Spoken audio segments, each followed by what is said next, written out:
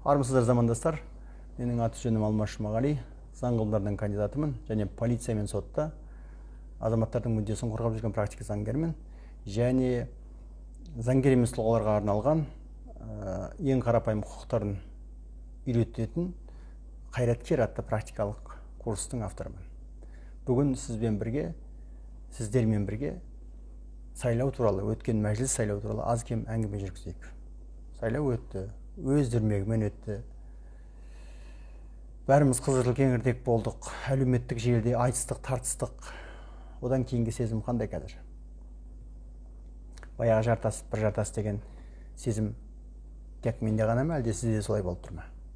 Абай атамыз өзінің 8 аяғында айтпақшы, жартасқа бардым, күндайғай салдым, одан да шықты жаңғырық.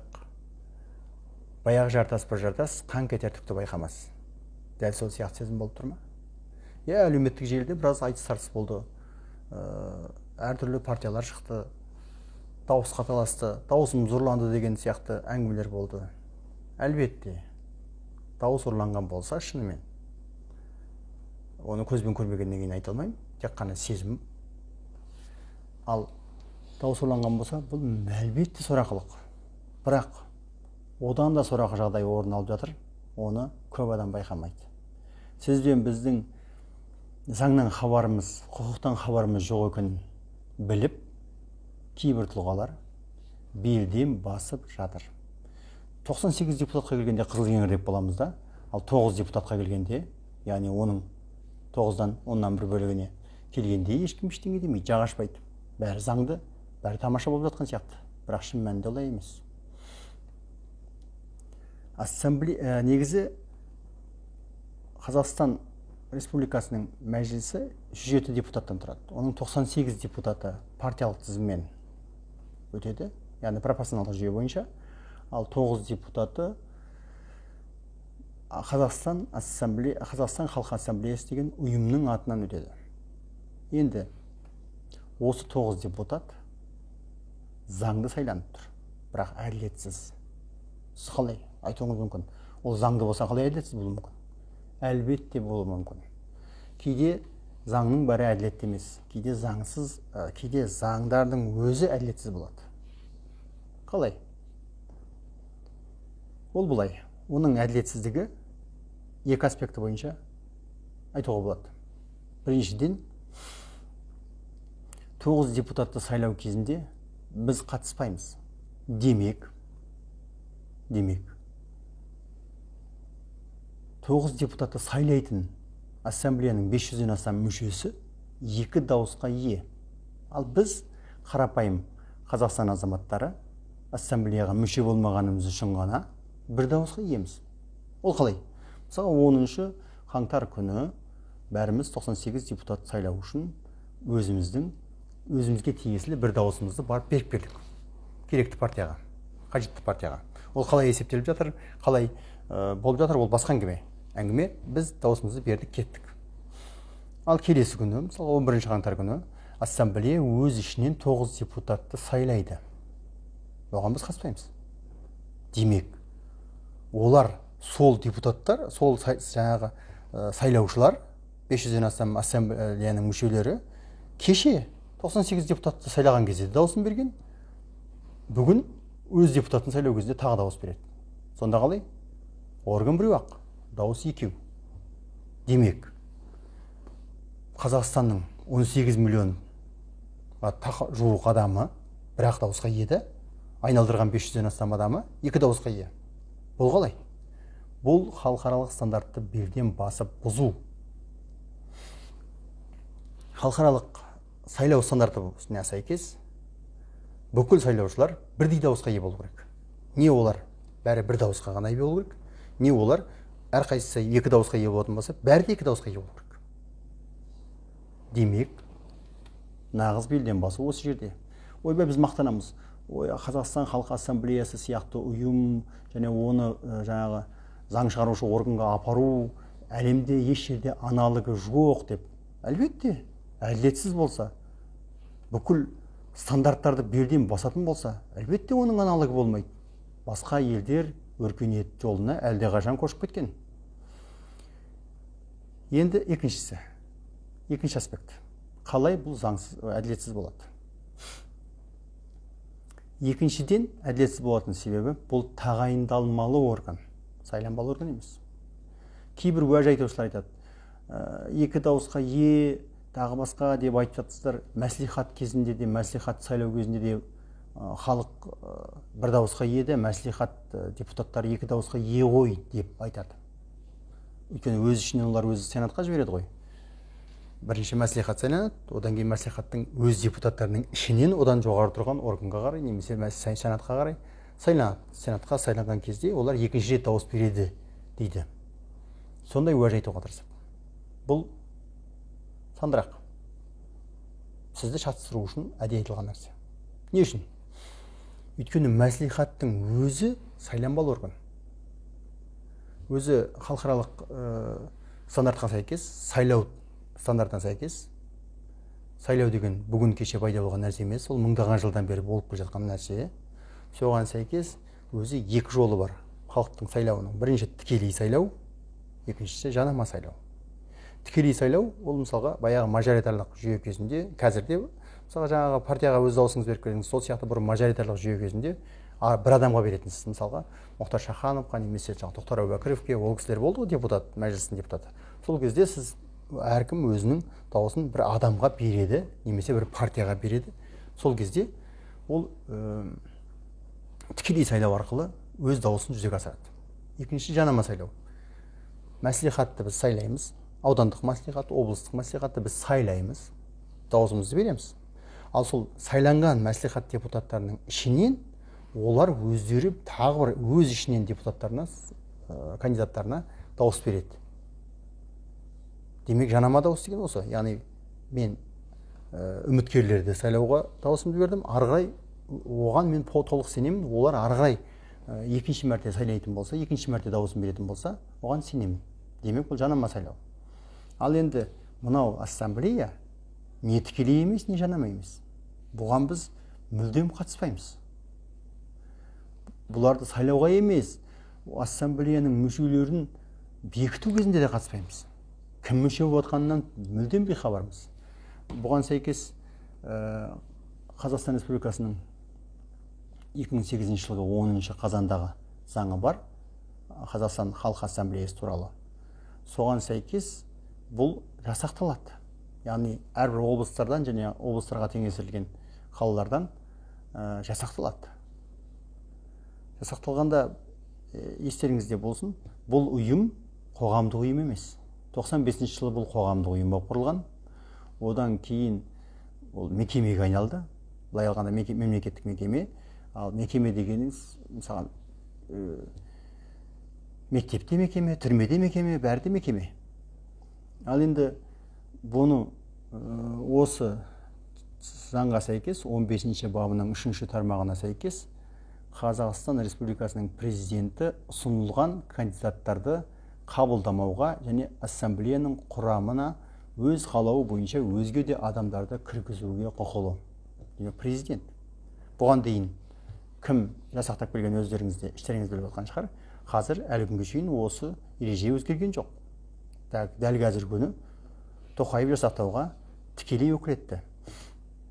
Ал осы заңның 7 бабының 2 тармағына сәйкес Қазақстан Республикасының алғашқы президентіне өмір бақи осы ассамблеяның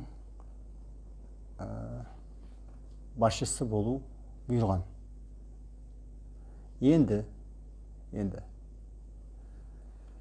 ол жасақтаған кезде жаңа 15 бапқа сәйкес жаңа облыстар ұсынылады. Негізгі бөлігін этно-мәдени орталықтар құрайды, негізгі бөлігін.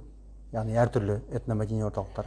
Одан кейін басқа мемлекеттік ұйымдар, тағы басқа тұлғалар өтуі мүмкін. Демек, бір ғана адамның қолымен бұл жасақталады, тағайындалады демек.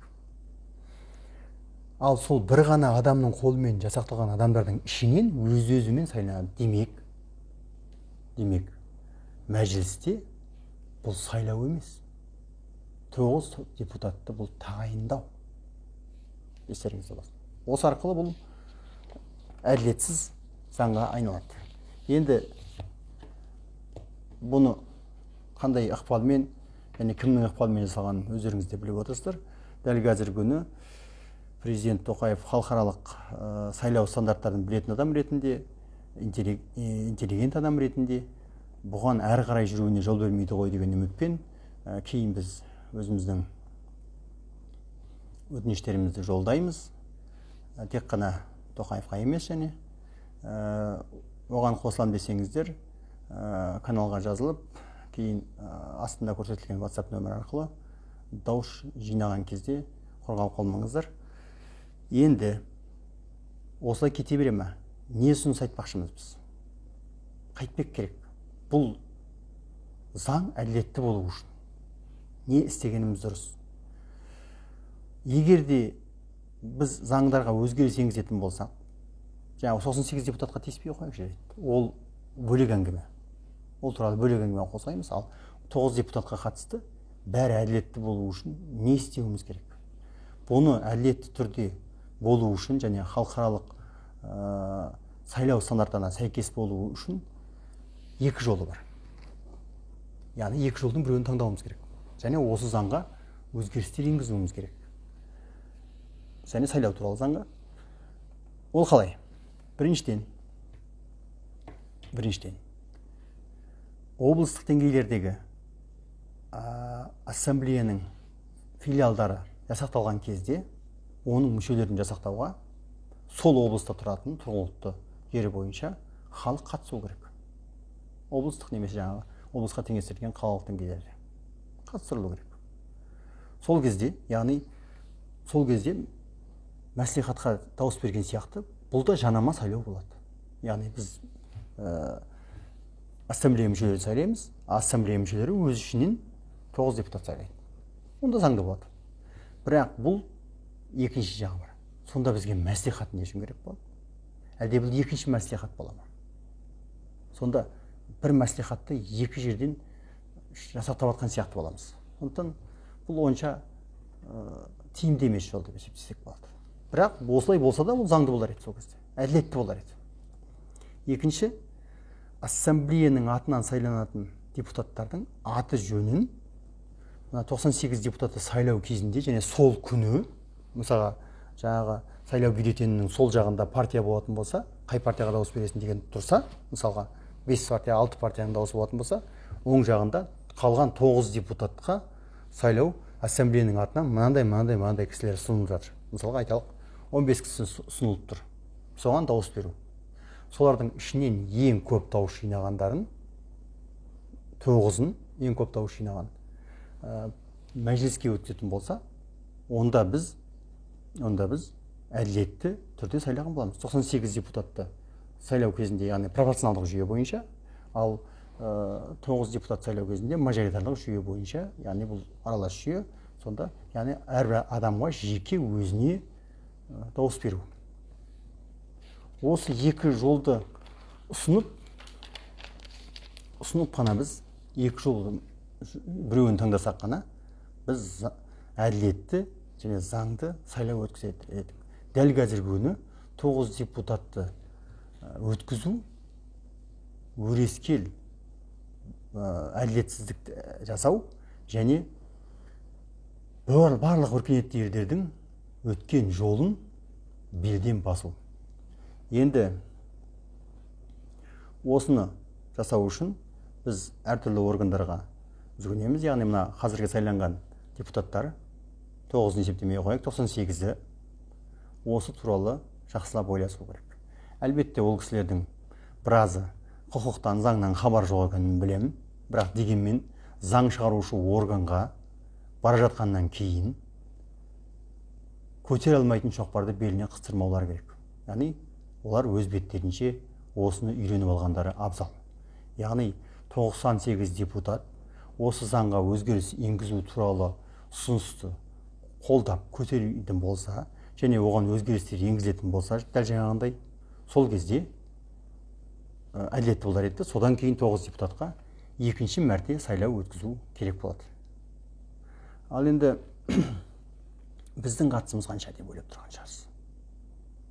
Біздің қатысымыз тікелей. Өйткені себебі біз әр қайсымыз осы Қазақстан деген үлкен ғимараттың кірпішіміз. Әр кірпіш өзінің қақысын талап етпейінше осылай жүре береміз. Бізді әркім өзінің қалағанынша пайдаланады. Сондықтан Абай атамыз айтпақшы, өнерпаз болма әрнеге, әсемпаз болма әрнеге, өнерпаз болсаң арқалан, сенде бір кірпіш дүниеге кетігін тапта барқалан. Әркім өз орнында тұр қазір. Осы нәрсені біз талап етпейінше, әр кірпіш өзінше талап етпейінше, ештеме өзгермейді. Өркениетті Қазақстанды біз бірге құрмайынша, әркім өз үйінде отырып талап етпейінше, қазір интернеттің заманы, интернетпен қол қоюға да болады, талап етпейінше ештеме өзгермейді. Ал кез келген өркениетті елдерде, демократиялық елдерде қарасаңыздар, олардың өсу жолы былай. Бірінші азаматтық қоғам құрылды, яғни әр мемлекетте болып жатқан нәрсені өзінің жанашырлығымен іштей сезетін адамдардың пайда болуы, яғни азаматтық қоғам құрылды. Сол азаматтық қоғам құрылғаннан кейін ғана олар демократиялық елге айналды. Тіпті шариғат бойынша да, өз дініміздегі шариғат бойынша да былай демей ме? Әр қауым өзін өзі өзгертпейінше, Құдай оларды өзгертпейді. Демек, сіз менің сөзімнен не болады, менің айтқанымнан не болады деп ойлаған сайын, біз өзіміздің елімізді құрдымға жіберіп жатырмыз. Сондықтан әркім осы мәселелерге атсалыссақ, интернет бойынша, тағы басқа әлеуметтік желілерде дауыстар жиналған кезде, петициялар жасалған кезде, әркім өзінше үн қосса, әркім өзінше өзінің үлесін қосса, сол кезде ғана біз өркениет жолына түсеміз. Енді ол үшін мен саясаткер емеспін, саяси тұлға емеспін, саясаткер болу ойымда да жоқ. Бірақ мынандай өрескел заңсыздықтар мен өрескел әділетсіздіктер болып жатқан кезде үйде қарап отыра алмаймын. Осыған қатысты әртүрлі өтініштеріміз жасаған кезде сіздер бейхабар болмас үшін әлеуметтік желіден құлақ салып жүріңіз, және осы YouTube каналға жазылып қойсаңыздар да болады, және астында WhatsApp нөмірі көрсетіледі. Және тағы бір айтатын нәрсе, ең қарапайым құқықтарыңызды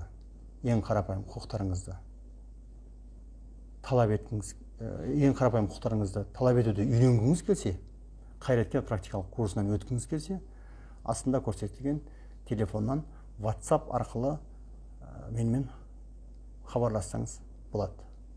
Енді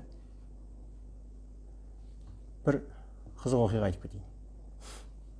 Мен қылмыстық құқықтың және криминологияның маманы. Студенттерге сабақ өту барысында бір студент криминологияны бастап келе жатыр еді. Бір студент айтады: ағай, мен кеше бір анекдот оқыдым, айтып берейінші ба дейді. Айта ғой. Қылмыскерлерді зерттейтін ғылымды криминология деп атайды дейді. Жақсы. Анекдоттың басы. Бірақ бұл ұсақ-түйек қылмыскерлер дейді. Ең ірі қылмыскерлер зерттейтін бөлек ғылым бар дейді. Оның аты политология деп аталады дейді. Әлбетте бәріміз жымидық, күлдік, бірақ бұның да белгілі бір деңгейде шындығы бар. Өткен жолы сайлауда тағы бір мынандай қара юмор дейді ғой, сөз жазды. Ұсақ-түйек қылмыскерлер, кісі өлтіргіштер, тағы басқалар, бұлар шынымен қылмыскерлер, немесе ұрылар, біреудің мүлкін, меншігін ұрлайды. Оларды полиция қамайды, соттайды дейді. Ал одан да үлкен қылмыскерлер бар. Ол адамдардың дауысын және болашағын ұрлайды. Және ең сорақысы, осы қылмыскерлерді полиция күзетеді дейді. Әлбетте бұның да шындығы бар. Солай болмас үшін, дауысымыз ұрланбас үшін, біздің хақымыз, мүддеміз шектелмес үшін, біз әрқайсымыз өз хақымызды талап ететіндей деңгейде болуымыз керек. Қош сау болыңыздар. Өркениетті Қазақстанда бірге құрайық.